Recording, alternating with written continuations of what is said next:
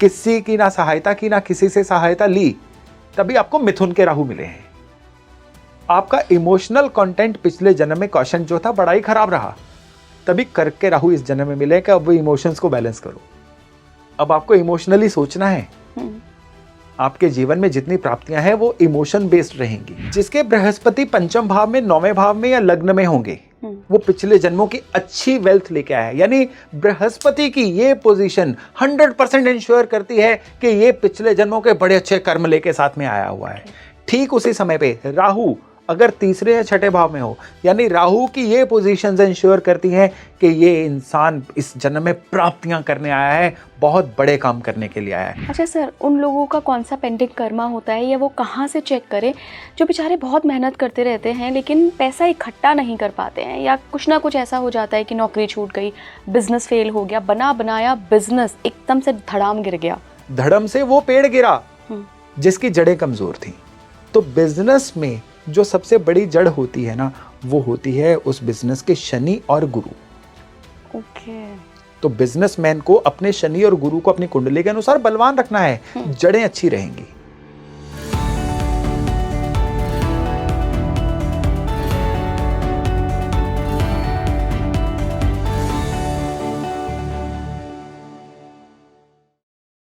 नमस्कार भारत, आप देख रहे हैं स्पीकिंग ट्री। मैं हूं आपके साथ इला गोस्वामी। आज के पॉडकास्ट में हमने कार्मिक वेल्थ को डिस्कस किया है। जी हाँ, आप अपने प्रारब्ध से कितनी वेल्थ लेकर आए हैं, लेकर आए भी हैं या नहीं, हमने इन सारी चीज़ों को, इन सारे कॉम्बिनेशंस को कुंडली में डिस्कस किया है। राहु, केतु, बृहस्पति, ये तीन ग्रह कैसे इस कार्मिक वेल्थ में महत्वपूर्ण भूमिका निभाते हैं, हमने इस पर भी बात करी है। साथ ही मेरे जो आज के मेहमान हैं, उन्होंने कुछ छोटे छोटे सीक्रेट्स आप सभी के साथ शेयर किए हैं, जिससे आप घर बैठे ही अपनी जो बर्थ चार्ट है उसको खोलकर पता लगा सकते हैं कि क्या आपके पास कहीं कार्मिक वेल्थ का ख़जाना तो नहीं है। हमने पेंडिंग कर्मास पे भी बात करी है कि कैसे कुछ ग्रहों की पोजीशनिंग आपके पेंडिंग कर्मा को दिखाती है। बुध की पोजीशनिंग इसमें बहुत मैटर करती है। तो कौन से हाउस में आपका क्या ग्रह है और वो क्या आपको बता रहा है, किस कार्मिक डेट के साथ आप पैदा हुए हैं, हमने ये भी डिस्कस किया है। तो जुड़े रहिएगा पूरे लास्ट तक पॉडकास्ट में। मैं बहुत बहुत स्वागत करना चाहूँगी मेरे आज के मेहमान का, योगेश शर्मा सर। जी हाँ, रेनाउंड एस्ट्रोलॉजर आज मेरे साथ जुड़े हैं। आप सभी पहले भी उनसे मिल चुके हैं और आज हम बात करेंगे कार्मिक वेल्थ पे। बहुत बहुत स्वागत है योगेश जी आपका। धन्यवाद। एक बार फिर से आपके साथ एस्ट्रोलॉजी पे चर्चा करते हुए मुझे बहुत अच्छा लग रहा है। मेरा अहोभाग्य, क्योंकि सर आपसे काफ़ी कुछ जानने का मौका मिलता है। जी धन्यवाद। तो सर, मैं आज आपकी स्टूडेंट हूँ, आप ऐसा मानिए, और आज हम कार्मिक वेल्थ पे बात करेंगे। कार्मिक वेल्थ, वंडरफुल। कार्मिक वेल्थ क्या कुंडली से देखी जा सकती है? बिल्कुल, डेफिनेटली। लेकिन अगर दर्शकों के सुविधा के लिए आप कार्मिक वेल्थ को थोड़ा सा और एक्सप्लेन कर दें तो उनको समझाने में और आसानी रहेगी। कार्मिक वेल्थ जो हम प्रारब्ध से एक खजाना लेकर आए हैं। कई लोग आपने देखे हैं ना कि पैदा ही इतने बड़े घर में हुए, वेल्थ की कोई कमी नहीं है। एक है जो अर्न करते हैं, पूरा एम्पायर बनाते हैं अपना मेहनत करके। तो कार्मिक वेल्थ से मेरा मतलब है जो आप पूर्व जन्मों के अच्छे कर्म से अपना वेल्थ खजाना लेकर आए हो, यानी वो वेल्थ जो आप कैरी फॉरवर्ड करवा के लेके आए हो। राइट। कार्मिक वेल्थ आपके भाव वो हैं। डेफिनेटली। देखिए, एस्ट्रोलॉजी में क्या है, डिक्टम्स के थ्रू, रूल्स के थ्रू, इशारों के थ्रू या पूरे सूत्रों के थ्रू हर चीज बताई गई है। अगर आप जिसको कार्मिक वेल्थ बोल रहे हो, जिसको हम प्रारब्ध बोलते हैं या हम कहते हैं कैरी फॉरवर्ड कर्मा जी, वो क्या होते हैं, किन ग्रहों से देखे जाते हैं और होते क्या हैं वो? हाँ जी। तो उसको देखने के लिए ना सबसे पहले बर्थ चार्ट के राहु को देखना होगा। ओके। पिछले जन्म की जो भी प्यास है, यानी जो चीजें पिछले जन्म की अधूरी थी, इस जन्म में आपका जो प्रारब्ध है उसको पूरी करवाएगा। प्रारब्ध क्या करते हैं, जैसे पानी एक ड्रम में कम हो और दूसरे में ज्यादा हो, पाइप लगा दो तो पानी बैलेंस होकर रुक जाएगा। तो कर्माज उसी थ्योरी पे चलते हैं कि पिछले जन्म का जो कम था इस जन्म में आके बराबर आके रुकेगा। तो होनी आपसे वो काम करवाएगी जो राहु कह रहे हैं। इस जन्म में क्या प्राप्त करना है, क्या लेना है, वो राहु है। सपोज करिए किसी के राहु जो हैं वो जन्म कुंडली के 10वें भाव में है। 10वां भाव किस चीज का है? काम, कारोबार का, करियर का। अब उस बंदे की जो प्राप्तियां है ना, वो सारी की सारी करियर पे आके रुकेंगी। मुझे ये बनना है, मुझे ये करना है। कई लोग हैं, आपने देखा होगा, छोटी उम्र में काम करने के लिए घर छोड़ देते हैं, कई लोग हैं जो बचपन से ही पढ़ाई की जगह पे स्टार्टअप करने के लिए सोचते हैं। ये वो लोग हैं जिनका राहु 10वें घर से कनेक्टेड है। ओके। तो उनको कुछ भी करके कर्म के थ्रू प्राप्तियां करनी है। ठीक वहीं पे कहीं होके राहु 4थे घर में मिल जाएंगे। अब वो क्या है, वो पिछले जन्मों की कुछ ऐसी प्यास, अधूरी प्यास लेके आए जो कंफर्ट जोन से संबंधित थी। 4था भाव कंफर्ट जोन है। 4थे भाव के राहु वाले होंगे ना, आपको ज्यादातर लोग वो मिलेंगे, बड़ी गाड़ी लेनी है चाहे कर्जा लेके ले लो, पापा बड़ी गाड़ी ले दो। ये वो लोग हैं हाँ, कि जो कंफर्ट जोन से नहीं निकलेंगे, लेकिन जीवन की बड़ी लग्जरीज उनको चाहिए। वो चाहे उधार का घी लेके पिएंगे, लेकिन उनको पीना है। ये 4थे घर का राहु बताएगा। प्राप्तियां वो करवाएगा, लेकिन अब उन प्राप्तियों का फ्लेवर बदल गया। यही राहु जो है, मैं उदाहरण दे रहा हूं, सभी घरों की नहीं दूंगा। सपोज करिए यही राहु अष्टम भाव में आ जाए। अष्टम भाव के राहु में कुंडली में तो बोला गया है अभी झूले सी जिंदगी, life like a swing, ups and downs होते रहेंगे। लेकिन अष्टम भाव का राहु क्या है कि अष्टम भाव किस चीज का है? खुद को बदल देने का, ट्रांसफॉर्म होने का। तो ये राहु कहते हैं कि आपके जीवन में प्राप्तियां क्या है? आपका खुद का बदलना। जिस परिवेश में पैदा हुए, जिस भाषा में पैदा हुए, उन चीजों को बदलना। कई लोग हैं जिनकी आप 20 साल पहले के फोटोज और आज की फोटोज को देख के उनकी पर्सनैलिटी का अंदाजा ही नहीं लगा सकते। उन्होंने खुद को बदला। ये अष्टम भाव के राहु वाले लोग हैं जो एकदम से इतना बदल देते हैं खुद को, और अगर ना बदल पाए तो फिर ये राहु इनकी जिंदगी को झूले जैसा बना देता है, क्योंकि एनर्जी काम करना नहीं रुकेगी। बाहर से नहीं बदलेंगे, वो अंदर से द्वंद को चालू रखेगा। तो आपने सवाल पूछा था कि आपका जो कैरी फॉरवर्ड प्रारब्ध है वो है क्या, और जो कैरी फॉरवर्ड आपकी वेल्थ है वो राहु की बात हो रही है। तो केतु के बिना ये बात पूरी नहीं होगी। पिछले जन्मों की जो एक्सेसिव वेल्थ आप लेके आए हो, बड़ी प्राप्तियां कर ली जी, वो एक्सेस थी। अब उनको घटाने का टाइम आया, बांटना है उनको। वो केतु है। जो लेना है वो राहु, जो देना है वो केतु। ठीक है। तो इस जन्म में जब तक उन चीजों से दूर नहीं हो जाओगे, उन चीजों को छोड़ नहीं दोगे, आपके जीवन में सेटलमेंट नहीं आएगी, आपके जीवन में खुशहाली नहीं आ सकती है। कुछ अधूरा है, वो वाली फीलिंग आएगी।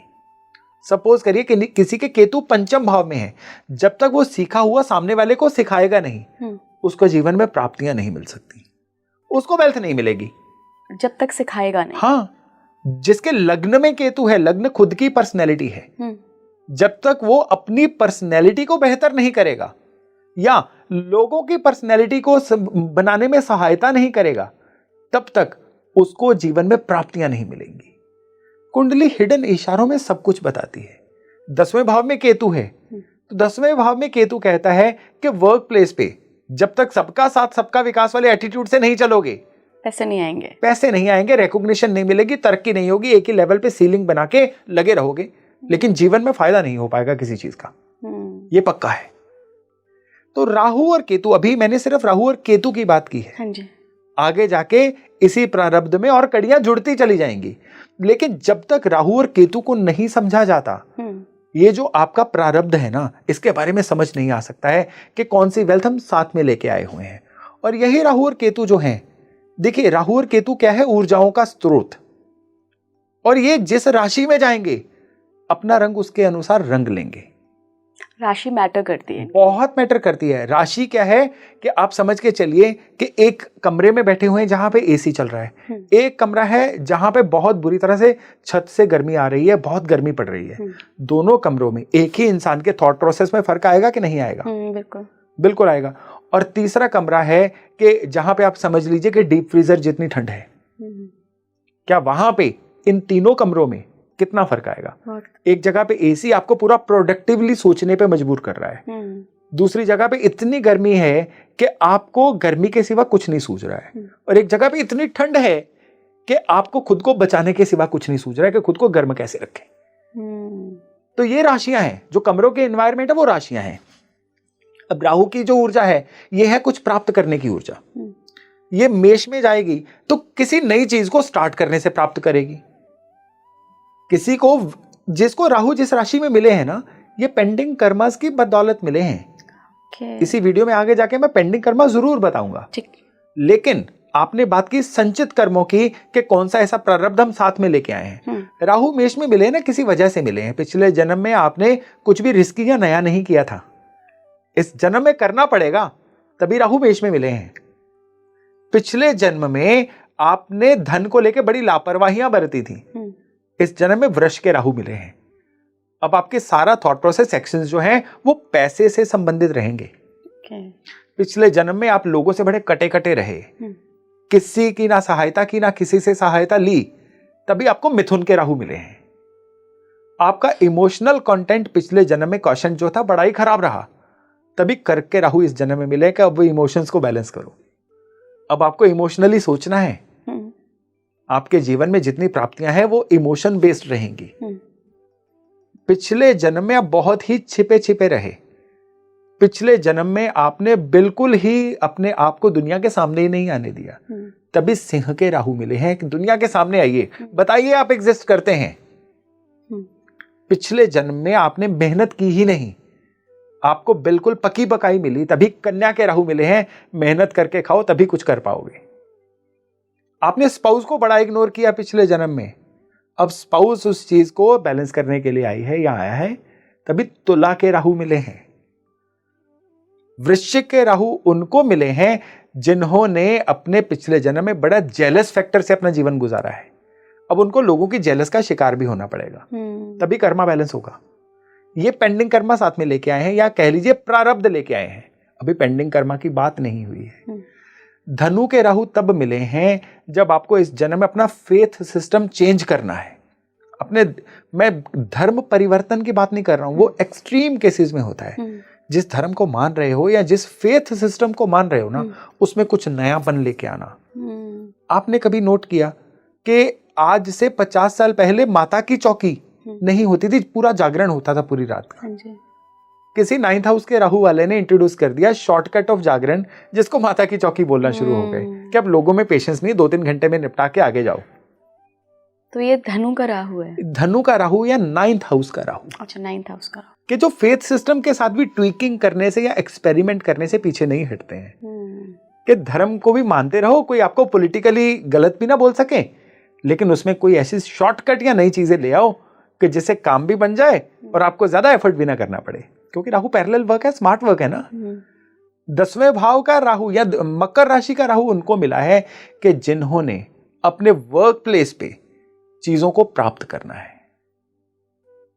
और कुंभ का राहु उनको मिला है जिन्होंने इस जीवन में कुछ नया स्टार्टअप, कोई नया पंच ऐड करना है।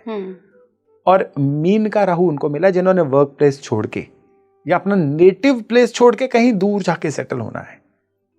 उनका अपने नेटिव प्लेस पे ज्यादा सर्वाइवल नहीं होगा। तो इस तरह से राशियां ऐड होती हैं।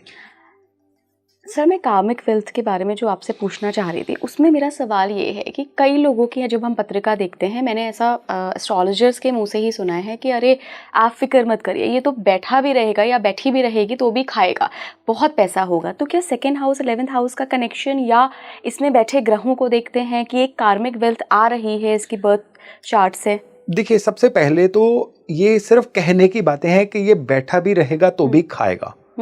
ये करोड़ों में कोई एक ही चार्ट होता है जिसमें कोई इंसान कुछ भी ना करे और जीवन में लगातार खाता रहे। कहते हैं कुछ करोगे तो टिकोगे, नहीं तो टके टके में बिकोगे। कुछ तो अच्छा करना पड़ेगा, कुछ अलग करना पड़ेगा, नहीं तो खाते खाते तो कुएं भी खाली हो जाते हैं। ये तो एक कहावत है। तो सबसे जरूरी है, राहु केतु के बाद एक तीसरी ऊर्जा है जो आपकी वेल्थ को बताती है। वो ऊर्जा है जुपिटर यानी बृहस्पति। देखिए, बिल्कुल शुक्र जो है ये आपको पैसे को भोगना सिखाते हैं। तो शुक्र का पैसे को लाने तक कोई रोल नहीं है, उसको खर्च कैसे करना है वो शुक्र का क्षेत्राधिकार है। पैसा कमाने के लिए क्या स्किल्स लेके आए, क्या सीखें जिससे पैसा आए, वो बुध है। तभी बुध को विद्या से जोड़ा जाता है। किस एनर्जी से आप चीजों को सीख पा रहे हैं वो मंगल है। कितनी मेहनत कर पा रहे हैं वो शनि है। इन सारे फैक्टर्स को एक साथ एक डिश बना के बैंक की स्टेटमेंट में कैसे देखना है, उतारना है, वो जुपिटर है। किसी को जन्म कुंडली में अच्छे जुपिटर मिल गए तो इसका सीधा सीधा भाव है कि इस इंसान को पेंडिंग कर्मास के कुछ अच्छे वरदान मिले हुए हैं कि जो इस जन्म में वो पिछले जन्मों की अच्छी किस्मत को साथ लेके आया है। और जुपिटर जब भी बोलेंगे, जुपिटर कभी भी हवा से उड़ के कृपा नहीं आएगी, लोगों के थ्रू आएगी, जगत के थ्रू आएगी। यानी जिसके जुपिटर अच्छे हैं उसको कोई गॉडफादर मिल जाएगा, जिसके जुपिटर अच्छे हैं उसको कोई यार दोस्त ऐसा मिल जाएगा जो उसको मक्खन में से बाल की तरह बाहर निकाल देगा और उसको जीवन में बहुत एस्केलेट करवाएगा। जिनके जुपिटर खराब होते हैं ना, उनको जीवन में वक्त खाने वाले दोस्त मिलते हैं, जिनको टाइम वैम्पायर बोलते हैं। जिनके जुपिटर खराब होते हैं उनको धोखा देने वाले लोग मिलते हैं। लेकिन जिनके जुपिटर अच्छे होते हैं वो कहीं पे अकेले भी चल रहे हो ना, सफर में कोई को पैसेंजर ऐसा मिल जाएगा जो आगे जाके उनके लिए एक पिलर का काम करेगा। ये जुपिटर होते हैं। अच्छा बुरा सर हम कैसे देखते हैं? बिकॉज मैंने तो 10th हाउस के जुपिटर भी लोगों के मुंह से सुना है कि बहुत बढ़िया नहीं होते हैं। देखिए हाउसेज वाइज नहीं, जुपिटर अगर कर्क राशि में हो तो कहते हैं उच्च के कहलाते हैं, धनु राशि में जुपिटर हो तो अपनी राशि के कहलाते हैं, मीन राशि में जुपिटर हो या अपने मित्र ग्रहों की, मंगल की राशियों में, सूर्य की राशियों में हो तो जुपिटर अच्छे कहलाते हैं। शनि की राशियों में जुपिटर हो तो अच्छे नहीं कहलाते हैं, शुक्र की राशियों में जुपिटर हो तो अच्छे नहीं कहलाते हैं।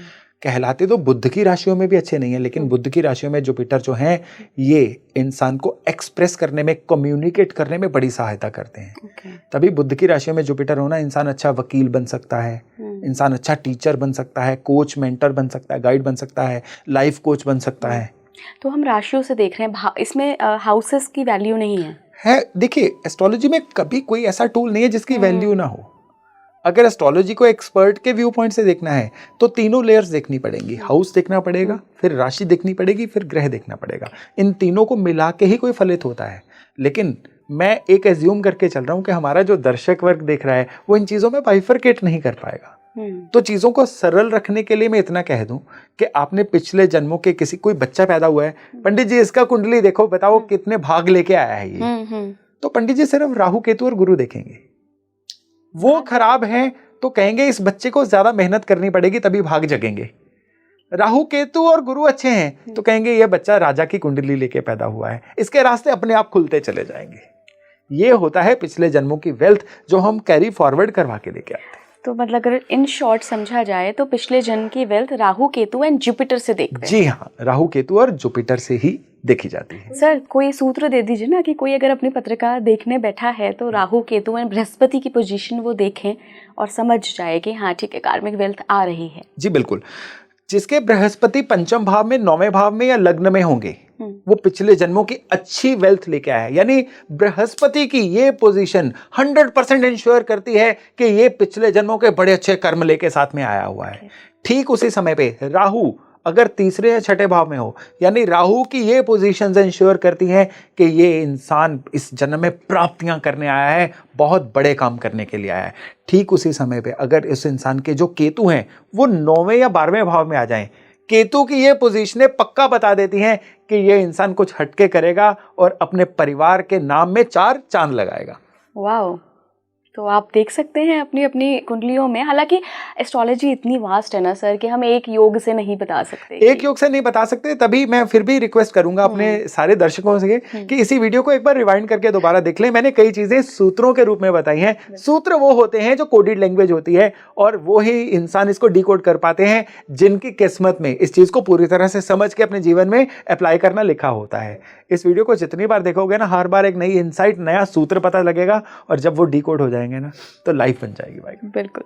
8th हाउस के बारे में सर बात करते हैं। इनहेरिटेंस का हाउस है, अकल्ट का हाउस है, ट्रांसफॉर्मेशन का हाउस है, पर मैं इनहेरिटेंस पे बात करूंगी कि 8th हाउस से आप अपनी इनहेरिटेंस देखते हैं। कई लोग होते हैं पुश्ते बाप दादाओं की इतनी ज़मीन उनके हिस्से में आ जाती है, ये भी तो एक तरीके की वेल्थ ही है।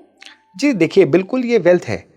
अब यहाँ पे क्या है कि हम बात वेल्थ की कर रहे हैं, पेंडिंग कर्मास की भी कर रहे हैं, तो 8वां भाव जो है वो अनअर्न्ड प्रॉपर्टी का है। वो वाली सारा पैसा, वो वाली दौलत या वो वाली वेल्थ जो आपने अर्न नहीं की है लेकिन मिल गई है। ये पुश्तैनी प्रॉपर्टी हो सकती है, ये तलाक के बाद की वो एल्यूमिनी हो सकती है, ये मैरिड कपल्स के केस में दहेज हो सकता है, इंश्योरेंस का क्लेम हो सकता है। यानी सारी अनअर्न्ड मनी ये पता चलेगी 8वें भाव से। अब यहाँ पे एस्ट्रोलॉजी में एक डिक्टम है, एक योग है कि किसी के बुध अष्टम भाव में हो और वो बंदा अनअर्न्ड मनी को ले ले तो अब उसके जीवन में लगातार वज्रपात होने शुरू हो जाते हैं। ऐसा क्यों? ऐसा इसलिए कि बुध जो है अनअर्न्ड मनी को कभी भी एक्सेप्ट नहीं करता है। अब देखिए, एक विडो को अपने पति का क्लेम मिला, वो अनअर्न्ड नहीं है, वो उनके आगे सारे जीवन की कमाई है। एक बच्चे को अपने फादर से इनहेरिटेंस मिली, नो डाउट वो अनअर्न्ड है, लेकिन वो उसका एक लीगल हकदार है उस चीज का, ठीक है। लेकिन कई केसेस में ऐसा होता है कि लोगों को जरूरत नहीं होती है, फिर भी वो क्लेम ले लेते हैं अपना। ऐसे केसेस में ये जो बुध हैं बहुत बैकफायर करते हैं, और कई बार देखा गया है कि ऐसे इंसानों की कोई लॉटरी निकली, कोई अनअर्न्ड मनी मिली, उसके बाद उनके जीवन में डिजास्टर्स आने शुरू हुए। और जिनके जीवन में अनअर्न्ड मनी के बाद डिजास्टर आने शुरू होते हैं ना, उनका अष्टम भाव बुध से किसी ना किसी रूप से जुड़ा ही होता है। ये भी आज आपके इस प्लेटफॉर्म के माध्यम से सूत्र दे रहा हूं, इसको डिकोड करिए, बहुत अच्छे से चीजों को पता चलेगा। बिल्कुल। और सर, अच्छा पैसा मिलेगा आपको दादा या पूर्वजों से, वो कौन सा ग्रह बताता है, या अष्टम खाली भी होगा तो मिल जाएगा? नहीं, ये खाली भरा होना कोई मतलब नहीं है।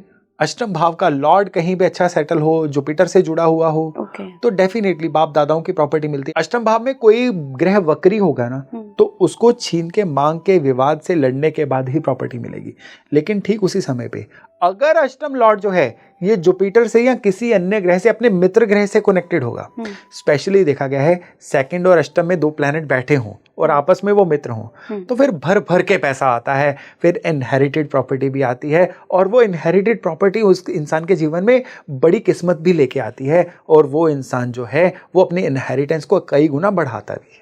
ओके, तो सर ये तो हमने कामिक वेल्थ को डिस्कस किया है। मैं एक बार थोड़ा सा पेंडिंग कर्मा के बारे में भी जानना चाहूंगी। हाँ जी, देखिए पेंडिंग कर्मा मतलब आप कह रहे हो कि कार्मिक डेट्स, कि जो हमारी कार्मिक तौर पे देनदारियां हैं। कार्मिक डेट्स अगर देखने हैं ना, तो इसके लिए सीधा सीधा सूत्र है कुंडली का छठा भाव, और कुंडली में कन्या राशि, बहुत इंटरेस्टिंग एंगल है ये। छठा भाव जो है रोग ऋण शत्रु का बोला गया है, और इसमें से आप शत्रु और रोग को 1 मिनट के लिए निकाल दीजिए और ऋण पे फोकस करिए। ऋण का मतलब है इस जन्म में भी लोगों के प्रति जो हमारी देनदारियां हैं, और पिछले जन्मों की भी जो हम देनदारियां साथ में लेके आए हुए हैं, इनकम्प्लीट ट्रांजैक्शंस, वो सारी की सारी छठे भाव से देखी जाएंगी। जो प्लेनेट छठे भाव में होगा वो इंडिकेट करेगा कि इस प्लेनेट के प्रति हमारी कुछ देनदारियां बाकी हैं। सपोज करिए शुक्र है छठे भाव में, तो जीवन साथी के प्रति कुछ देनदारियां, जीवन साथी अपनी सेवा करवाएगा आपसे, तभी वो देनदारियां खत्म होंगी। अगर छठे भाव में शनि है, तो आपके अपने वर्क प्लेस के प्रति देनदारियां हैं। हो सकता है कि आप बहुत क्वालिफाइड हो, लेकिन आपको अपनी काबिलियत से कम का काम मिले, तो बिना शिकायत के काम करते जाइए। आप समझिए कि वो श्राप है, जब वो पूरा होगा तो आपकी देनदारियां अपने आप खत्म हो जाएंगी। और बृहस्पति जैसा प्लैनेट हो, बृहस्पति है तो गुरुओं के प्रति कोई ना कोई देनदारी है। बृहस्पति छठे होता है ना, बहुत बार देखा गया है कि ऐसे लोगों के ना अपने टीचर से, गुरु या तो इनको अच्छे मिलते नहीं है, मिले तो उनसे कोई ना कोई लड़ाई विवाद हो जाता है। ये अपने टीचर्स के प्रति बड़े कंप्लेंटफुल रहते हैं, और ये इनके पेंडिंग कर्मा को और बढ़ाता है। टीचर जैसा भी मिले, आपको उनके प्रति कृतज्ञ रहना है, उनके प्रति थैंकफुल रहना है। पेंडिंग कर्मा नील होगा तो आपको रियल गुरु वो मिल ही जाएंगे, जो आपको भवसागर से पार लेके जाएंगे। लेकिन जितना गुरुज को जज करते रहोगे, जितना उनके प्रति आप क्रिटिकल रहोगे, फिर नहीं मिलेंगे, फिर ये पेंडिंग कर्मा बढ़ता जाएगा। और जुपिटर का ये पेंडिंग कर्मा की तो शुरुआत होती है, फिर जुपिटर आपको वो विजडम नहीं आने देते जो आपके ज्ञान को धन में कन्वर्ट करती है। तो यहाँ से पैसा भी जुड़ा हुआ है, यहाँ सीधे सीधे पैसा जुड़ा हुआ है, तभी जुपिटर को वेल्थ बोला गया है। और अगर छठे भाव में सपोज करिए केतु आ जाए, तो ऐसा इंसान ना जानबूझ के डिटैच सा रहता है। केतु छठे भाव में कभी भी कंफर्टेबल नहीं होता है। छठे भाव का केतु वैसे भी कहते हैं पेट की गड़बड़े देता है, इवन इंसान को पैनक्रियाज की दिक्कत दे देता है। चलो हेल्थ की बात नहीं, हम तो पेंडिंग कर्मा की बात कर रहे हैं। तो पेंडिंग कर्मा में क्या होता है कि ऐसा इंसान ना शॉर्टकट्स ढूंढता है, अपने काम कारोबार में चालबाजियां, हसलिंग, जुगाड़ इस तरह से करता है कि काम किसी को लगा के पूरा कर दे, खुद क्रेडिट लेने की कोशिश करे। इससे पेंडिंग कर्मा बहुत बढ़ते हैं। छठे भाव में बुध हो तो ऐसा इंसान क्या ओवर क्लेवर बनने की कोशिश करता है। लाल किताब में बोला गया है कि छठे भाव में बुध हो तो घर में चौड़े पत्तों वाले पौधे नहीं लगाने चाहिए। इसका मतलब क्या है? इसका मतलब यह है कि चौड़े पत्तों वाली यानी ज्यादा फैली हुई हरियाली, ये क्या करती है? ये बुध के एलिमेंट को और बढ़ाती है। तो छठे भाव में बुध वैसे ही बहुत चतुर बना रहे हैं इंसान को, और चतुर हो जाएगा, वो ओवर क्लेवर हो जाएगा। ओवर क्लेवर इंसान को कभी भी समाज में जगह नहीं मिलती है, पेंडिंग कर्मा और बढ़ता है। ठीक इसी तरह से कन्या राशि, ये भी पेंडिंग कर्मा डिसाइड करती है। कैसे? कुंडली में जहां पे कन्या राशि होगी उस भाव के प्रति आपका कोई पेंडिंग कर्मा होगा। लग्न में होगी तो खुद को इग्नोर किया होगा, तभी लग्न में कन्या राशि मिली है। इस बार खुद पे मेहनत करो, अपनी पर्सनैलिटी बिल्डिंग करो। शाय हो तो शाइनेस से निकलो, ओवर क्लेवर हो तो उससे निकलो, बैलेंस रखो खुद को।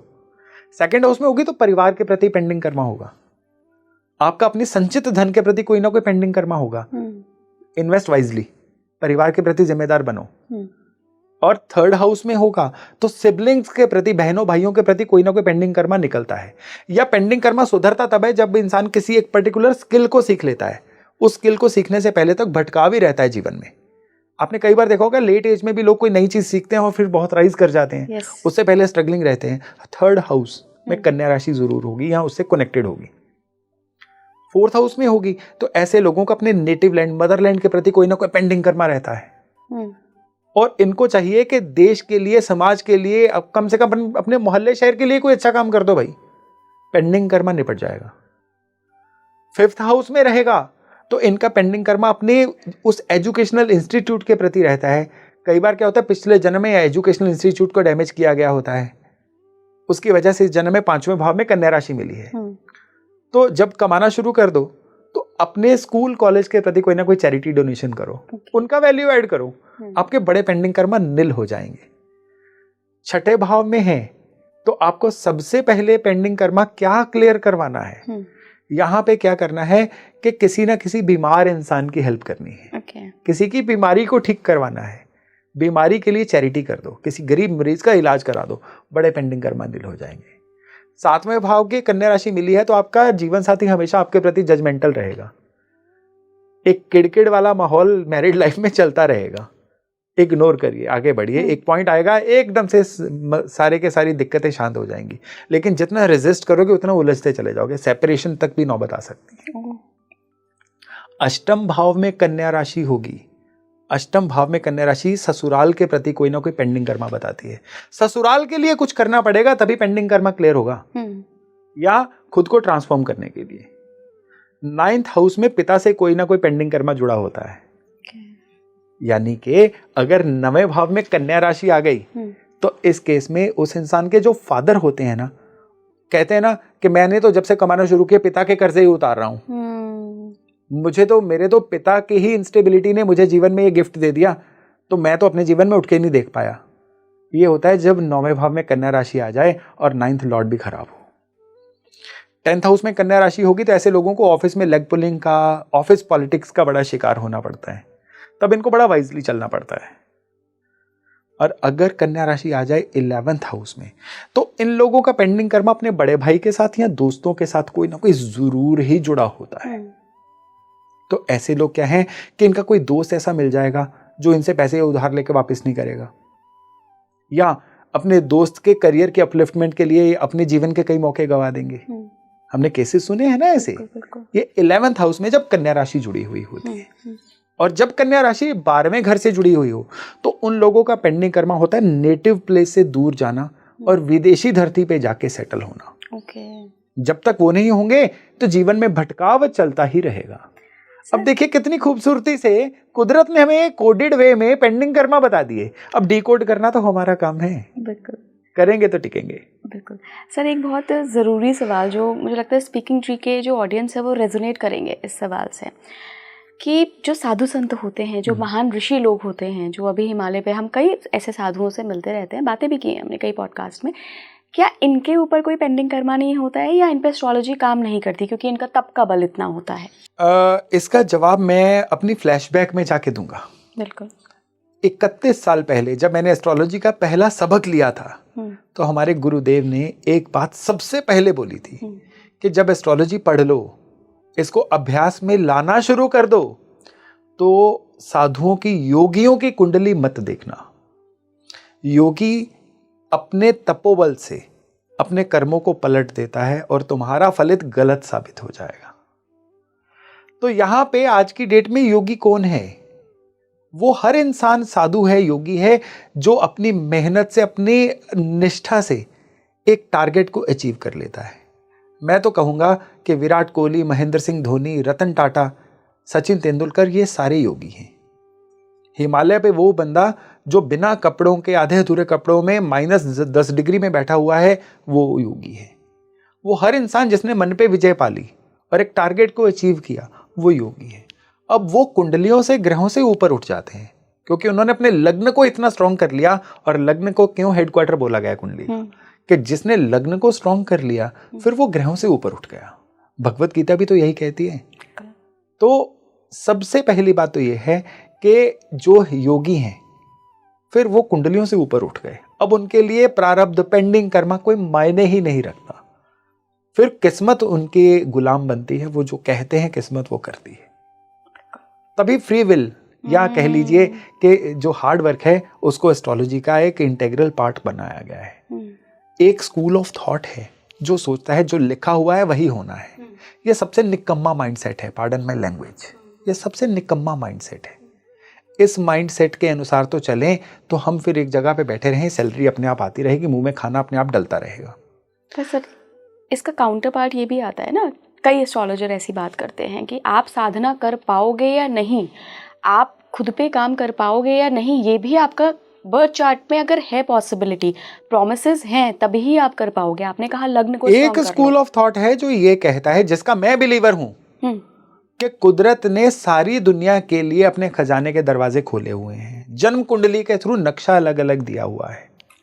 जन्म कुंडली कहती है कि अगर आपका लग्नेश वीक है तो आपको बाकियों से महीना, साल ज्यादा मेहनत करनी पड़ेगी।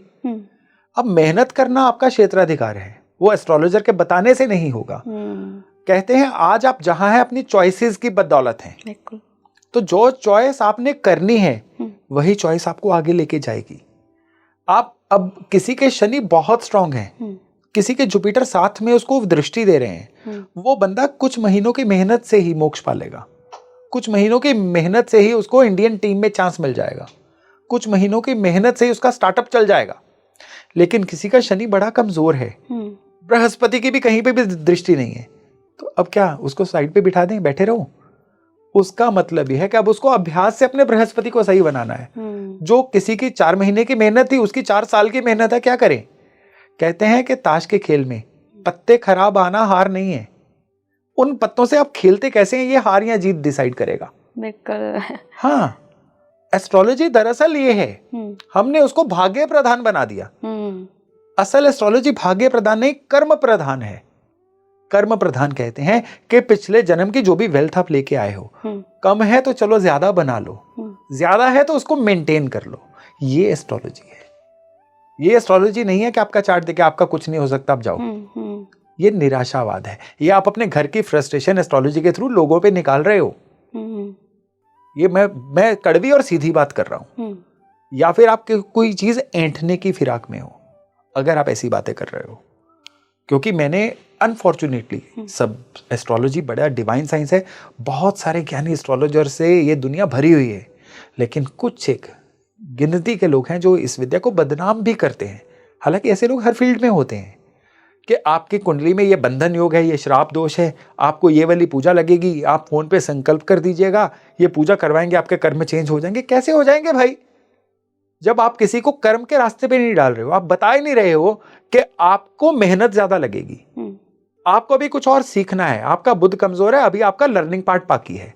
आपका गुरु कमजोर है, आपका चतुराई पार्ट बाकी है। आपका शनि कमजोर है, आपका मेहनत का पार्ट बाकी है।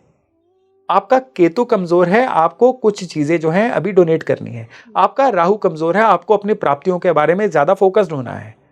जब तक ये बेसिक चीजें नहीं बताओगे, आपके द्वारा पहनाई गई अंगूठियां, आपके द्वारा दबवाई गई चीजें कहां असर करेंगी?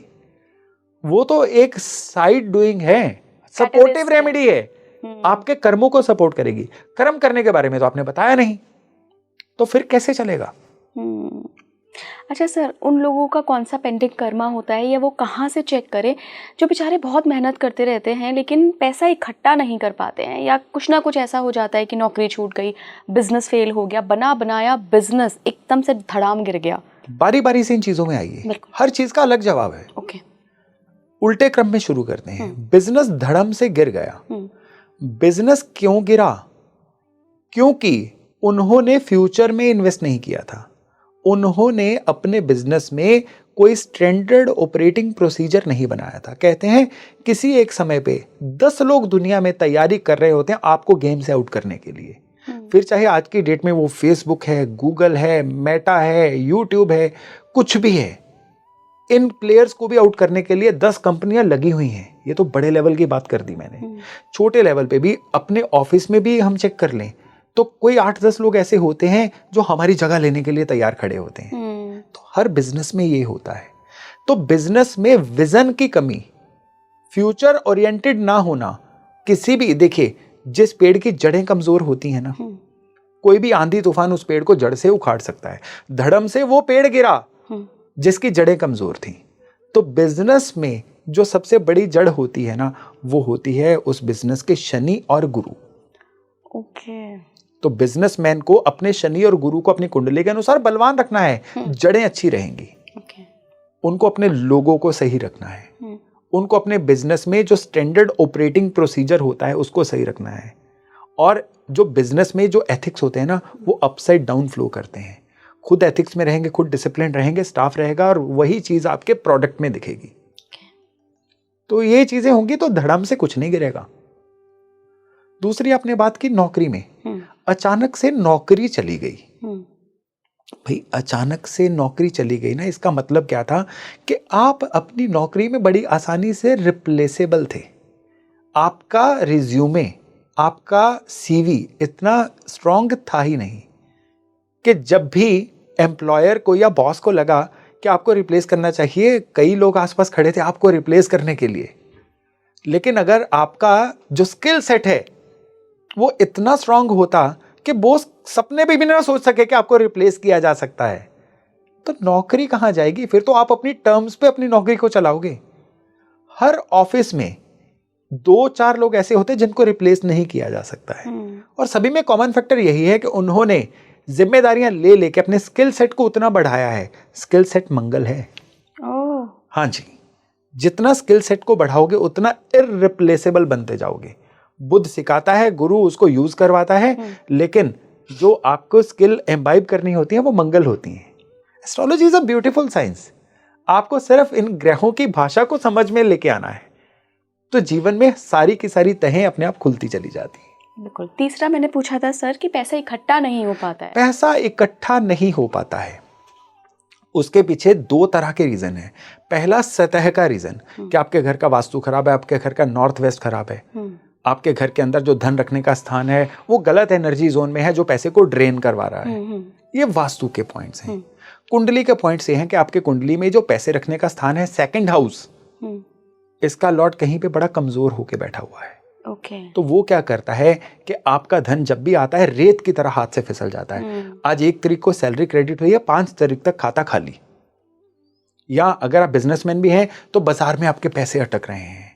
आप सारा दिन सुबह 8 से रात के 8 बजे तक अपने ऑफिस की गद्दी पे बैठे हुए हो, लेकिन धन के मामले में फिर तंगी की तंगी। ये होता है जब सेकंड हाउस वीक हो। सेकंड हाउस आपकी अर्निंग कैपेसिटी भी बताता है, आप धन कितना स्टोर कर सकते हैं, जोड़ सकते हैं, वो भी बताता है। जिनका कमजोर होता है ना, बरकत की कमी होती है उनकी लाइफ में। ये तो हो गए सतही फैक्टर। लेकिन अब हम तो बड़े डीप लेवल पे बात कर रहे हैं। तो हिडन लेवल पे क्या होता है कि बर्थ चार्ट में जब तक आपको अपने सेकंड और 8th हाउस का जुड़ाव नहीं होता, धन नहीं टिकेगा। सेकंड हाउस धन लेके आएगा, अगर 8वां भाव खाली है तो वो धन लीक होता रहेगा। और सेकंड का मालिक अगर 8वें में बैठ जाए तो सेकंड हाउस में कोई प्लेनेट बैठा हुआ होना चाहिए उसके साथ। हाँ जी, तो फिर धन टिकेगा, नहीं तो फिर धन वो डिप्लीट होता चला जाएगा। फिर उसका उपायों के द्वारा इलाज करना होगा। और अब मेन मुद्दे पे आते हैं कि जिनके पास धन नहीं टिकता है वो 2 ही रीजन से हो सकता है कि या तो उसकी अर्निंग कैपेसिटी कम है, जितनी जरूरतें हैं उतना कमा नहीं पा रहा है, और कई केसेस में होता कमाता तो है, कभी सैलरी आने पे किसी ने पैसे मांग लिए, कभी पैसे आने पे कहीं पैसे अटक गए, यानी बरकत नहीं है, या बीमारी पे पैसे लग रहे हैं। तो उस केस में उनको एक ही काम करना है कि उनको प्रोवाइडर ऊर्जा जो है, यानी भगवान विष्णु की ऊर्जा, उसकी आराधना करनी है। भगवान विष्णु की ऊर्जा आपके जीवन में वो चमत्कार घटित करवाती है कि आपके हाथों में बरकत आनी शुरू हो जाती है। जो चीज अब आपके हाथों से निकलेगी ना, वो बरकत देगी। तभी तो तिरुपति बालाजी में लोग जाते हैं, वहां से वो बरकत की एनर्जी लेके आते हैं। ओम नमो वेंकटाय नमः। अब भगवान विष्णु का कोई मंत्र ले लीजिए, रोज 108 बार उसका जप करिए, फिर देखिएगा कि किस तरह से धन की क्लैरिटी होती है। बिल्कुल। एक और सवाल जो मेरा सर कार्मिक वेल्थ को लेकर ही था, छूट गया था, तो मैं अभी कर लेती हूँ। शनि कहीं ना कहीं जिम्मेदार होते हैं क्या? क्योंकि शनि हमारे कर्म हैं। क्या शनि कार्मिक वेल्थ में कहीं मायने रखते हैं, या अर्नड वेल्थ में कि व्यक्ति ठीक है ऐसे परिवार में पैदा हुआ है जहाँ पे उसको नहीं मिली उतनी लग्जरी, उतना पैसा, लेकिन ये इतना स्ट्रॉन्ग शनि लेकर आया है कि ये कहीं एक दिन पहुंचेगा। शनि पेंडिंग कर्मा नहीं बताएंगे, इस जन्म के कर्म शनि बताएंगे। जो इंसान थोड़े से कम किस्मत लेके आया है और स्ट्रॉन्ग शनि लेके आया है, वो 7 पीढ़ियों में सबसे रिच बन जाएगा। ये शनि बताते हैं। कम किस्मत कैसे देखेंगे सर? कम किस्मत जैसे, उसके लिए हमारे दर्शकों को भी वीडियो रिवाइंड करके देखना होगा। पूरा कम किस्मत का सारा इन डिटेल सूत्र मैंने बताए हैं। ओके, ठीक है। तो अगर कोई इंसान खराब गुरु लेके आया है, हाँ राइट, जिसकी वजह से किस्मत की खराबी थी, या कन्या राशि किसी ऐसी जगह पे है कि पेंडिंग कर्मास बड़े हैं, शनि स्ट्रॉन्ग है, तो अब वो इंसान काम में वो वाला मैजिक घटित करेगा कि सारे लॉजिक पीछे रह जाएंगे। जहां लॉजिक नहीं होता ना, वहां मैजिक होता है। राइट। तो ये शनि बताएगा। और सबसे बड़ी बात क्या है कि बात शनि की हो रही है, लेकिन बात यहाँ पे सूर्य की आ गई। जिस इंसान के सूरज और चंद्रमा स्ट्रांग होते हैं, दोनों ल्यूमिनरीज, रोशनी देने वाले प्लैनेट, उस इंसान के जीवन में कोई भी पेंडिंग कर्मा टिकता नहीं है। वो अपने जीवन में पूरा राजपाट भोगता है इंसान। अब चंद्रमा स्ट्रांग होंगे लोगों की हेल्प करने से, चंद्रमा स्ट्रांग होंगे घर में मदर की इज्जत करने से, चंद्रमा स्ट्रांग होंगे इमोशनली लोगों से कनेक्ट करने में। एक होता है आप व्यापार में है, केवल व्यवहारिक तौर पे कनेक्ट हो रहे हैं, दूसरा होता है आप लोगों से इमोशनली जुड़ रहे हैं जिससे लोग आपसे रिलेट कर सकें। चंद्रमा आपके स्ट्रांग हो गए। सूर्य स्ट्रांग करना सबसे मुश्किल काम है, लेकिन ये सबसे चमत्कारी काम भी है। सूर्य की ऊर्जा जो है ये स्ट्रांग होती है जब आप लाइफ में डिसिप्लिन्ड होते हैं। अब इसमें उपाय की बात करें तो गायत्री महामंत्र कमाल, मैंने अपने एक्सपीरियंस में देखा है। सूर्य आपकी आत्मा है। जितनी भी देखिए, जितनी नीड है वो सूर्य है, जितनी ग्रीड है वो चंद्रमा है। नीड और ग्रीड दोनों से दुनिया चलती है। ग्रीड के बिना मोटिवेशन नहीं आती और नीड के बिना जिंदगी नहीं चलती। तो नीड सूर्य है। जो आपके जीवन की जरूरतें हैं ना, जब तक सूर्य अलाइंड नहीं है वो जरूरतें पूरी नहीं होंगी। तो सूर्य को अलाइन करना है ना, तो रोज एक माला गायत्री मंत्र करना शुरू कर दीजिए। और वो लो वॉइस नोट पे करना होता है, लाउड नहीं बोलना है, मन में नहीं बोलना है। तो एक माला या इससे ज्यादा गायत्री मंत्र रोज करना आपके सूर्य को आपसे कनेक्ट करवाता है। और जब सूर्य आपसे कनेक्ट होता है ना, तो आपकी जड़ें मजबूत होती हैं, जीवन जो है वो ग्रो करना शुरू करता है। कहते हैं pick the root, fruits will be okay. सिर्फ फ्रूट को पकड़ोगे, रूट इग्नोर हो जाएगी। फ्रूट अपने आप सही हो जाएंगे, रूट को पकड़ो। रूट है सूर्य को सही करना। और सर बेचारे किसी को अगर सूर्य ही खराब मिले हैं तो ये भी तो उसका कोई पास्ट लाइफ कर्मा ही है ना। तभी तो गायत्री मंत्र बोला ना, उसको करना है। गायत्री मंत्र को फिर और प्रचंड वैसे करो। फिर एक काम करो, संकल्प करके महीना 2 महीने में 1.25 लाख गायत्री मंत्र का जब कंप्लीट करो, और उसके बाद दशांश हवन करवाओ पंडित जी से। ये 1 टाइम एक्सरसाइज है। उसके बाद रोज एक माला गायत्री मंत्र करो। सारी जिंदगी सूर्य आपके कमजोर नहीं होंगे। और एक बार सूर्य आपके साथ हो गए तो फिर आप तो राजा हो। अच्छा जी। ओके, आखिर में सर मैं कुछ रेमेडीज आपसे लेना चाहती हूँ वेल्थ से रिलेटेड। जी, वेल्थ से रिलेटेड यहाँ पे मैं एक सबसे पहले बता दूं कि जेब में करेंसी नोट्स का होना या अकाउंट में पैसे का होना वेल्थ नहीं है। वेल्थ कई तरह की होती है। वेल्थ होती है विद्या की, वेल्थ होती है संतान की, वेल्थ होती है हेल्थ की, वेल्थ होती है आपने अपने पैसे से प्रॉपर्टीज क्या बनाई। कई तरह की वेल्थ होती है।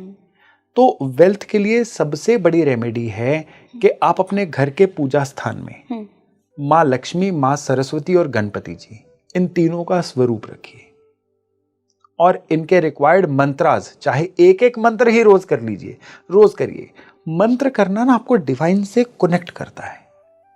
दूसरी वेल्थ की सबसे बढ़िया रेमेडी है कि आपको महीने के 3 दिन याद रखने हैं, पूर्णिमा, अमावस और संक्रांति। पूर्णिमा और अमावस चंद्रमा के दिन, संक्रांति सूर्य का दिन, इस दिन आप अपने वजन का 10वां हिस्सा राशन या थोड़ा सा ही राशन किसी गरीब को दे दीजिए। गरीब के नाम पे ना लोग अपने हाउसमेट्स को सबसे पहले दे देते हैं, दीजिए उनको भी, लेकिन उनसे भी ज्यादा जरूरी है सड़क पे कोई मजदूर चल रहा है, कोई रिक्शे वाला चल रहा है, उसको रोकिए, उसको दीजिए ना। इसको अपने अभ्यास में लेके आइए। और तीसरा सबसे जरूरी है, हर अमावस की रात को शिव मंदिर में जाइए, पितरों के नाम का दिया जलाइए। ये पितरों की कृपा है जो आपके जीवन में वेल्थ क्रिएट करेगी। उनके ही आशीर्वाद की बदौलत आज हम जिंदा हैं, आज के हम दिन देख रहे हैं। उनको याद करना, उनके प्रति ग्रेटिट्यूड दिखाना, दिया जला के उनके लिए ईश्वर से प्रार्थना करना कि उनको सद्गति दे, ये आपको अपनी जड़ों से जोड़ता है। और जब जड़ों से जुड़ते हैं ना, तो जीवन में वेल्थ क्रिएट होती ही है। ग्रेट सर, आज तो आपने कई सारे सूत्र दिए हैं। ये पहली बार है स्पीकिंग ट्री के लिए कि आपने बहुत सारे पूरा डिकोड कर दिया है। वंडरफुल। पेंडिंग कर्मा को भी एंड कार्मिक लेसन्स को भी और कार्मिक वेल्थ को भी बहुत बहुत धन्यवाद। शुक्रिया, धन्यवाद। आप मुझे बताइएगा कि अगर कोई भी पोजीशनिंग आपकी कुंडली में है, चाहे वो वेल्थ से रिलेटेड है, चाहे वो पेंडिंग कर्मा से रिलेटेड है, तो कमेंट बॉक्स में ज़रूर बताइएगा। कैसा लगा पॉडकास्ट ये भी बताते हुए जाइएगा। जुड़े रहिए स्पीकिंग ट्री के साथ। नमस्कार।